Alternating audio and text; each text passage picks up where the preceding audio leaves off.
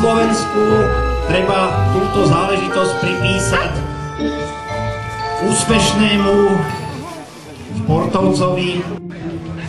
Ale aby som nehovoril len tak všeobecne, rád by som pozval medzi nás prvého Slováka, ktorý preplával La Manche v roku 2002, a tým je Zoltán Makaj, syn Jožka Makaja, ktorý sa tiež nedal ako otec zahambiť a o rok neskôr preplával v štafete takisto La Manche. Ja ťa vítam, Zoltán.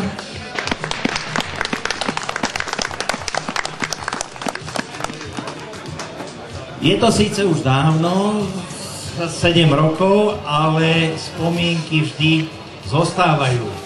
Takže ako to bolo s tou prípravou? Pretože tá príprava nie je tak jednoduchá, nedá sa to nacvičiť ani za 2 týždne, ani za 3 týždne. Takže ako to, Zolo, bolo? Dobrý deň, vítam všetkých. Tak príprava prebiehala približne 2 roky. Tým, že už otužiacky som mal dlhoročnú a potom to už mohol potom sa naučiť rýchlo plávať a správne, tak ekonomicky plávať, aby sa človek u toho v princípe nenadral, aby mal čo najlepší štýl. A pár kilákov som si odkrutil aj tuto na tomto lokálnom jazere. Keď som už nestihal ísť inde, tak som vybehol aj sem. Samozrejme, ale väčšina bola na bazénoch alebo nejakých studených vodách.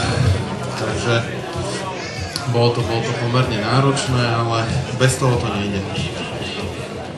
Ja som sa mal zoznámiť možnosť s niektorými podrobnosťami tvojej prípravy. Začínalo to mesačne 80 kilometrami a už 2 mesiace pred vyvrcholením toho súboja s La Manchom si plával mesačne až 200 až 220 kilometrov. Je to tak? Presne tak, ten prvotný nástup alebo takéto nábeh na tréningové fáze je také dvojfázové plávanie, čiže ráno tréning, po obede tréning. Zo začiatku samozrejme to človek potom priebežne v takých dvojmesačných fázach postupne zvyšuje a vlastne v finále bolo niekde na tom 220 km, s tým, že tam už sa vlastne v lete plávu aj maratóny. Čiže cez víkend napríklad 25, potom deň oddych a potom už zase denne tých 7-8 km naplávať.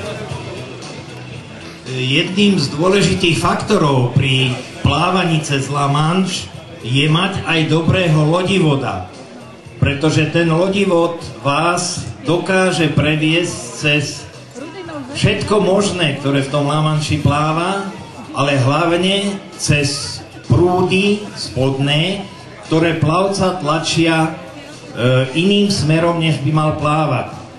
V podstate vzdušnou čiarou je to nejakých 32 kilometrov. Zolo, keď plával, tak celkovo tie prúdy, ktoré ho pohli, čak on povie to, preplával takmer 41 kilometrov. Takže hlavne teda už pri tom francúzskom pobreží, ako to býva? Práve pri tom francúzskom pobreží je to najnáročnejšia časť vôbec celej plavby, pretože vo Francúzsku už je len posledný cíp, tzv. Cap Greené, a za ním už sa to smeruje, alebo odťahuje sa vlastne ten cíp smerom na Boloň. A ak plavca tie prúdy zoberú za Cap Greené, tak si zapláve namiesto tých 40 km aj 60, čo sa stalo v 2003 v švajčiarskej plavkyni, čiže prúdy ju odviezli, už nepristala vo Francúzsku a plávala až do bolonského prístavu, čím naplával 63 km, čiže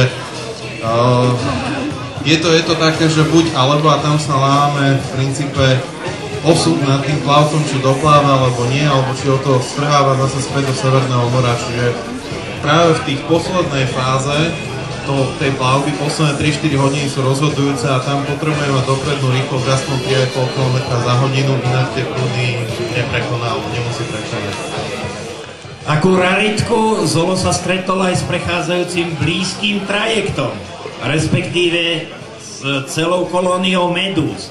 Ako to pôsobí na plavca?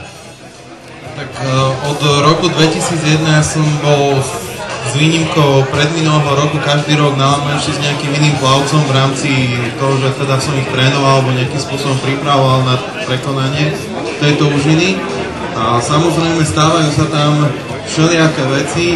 Ja som zažil ako jediný to, že teda ma zastavil tréner, pretože pilot vyhodnotil, že bude dobre zastaviť a nedostať sa blízko k tej nákladnej lodi. Oni brzdia aj 2-3 km a samozrejme plavec má síce prednosť, ale nejaký ruský tanker nebude kvôli vám brzdiť.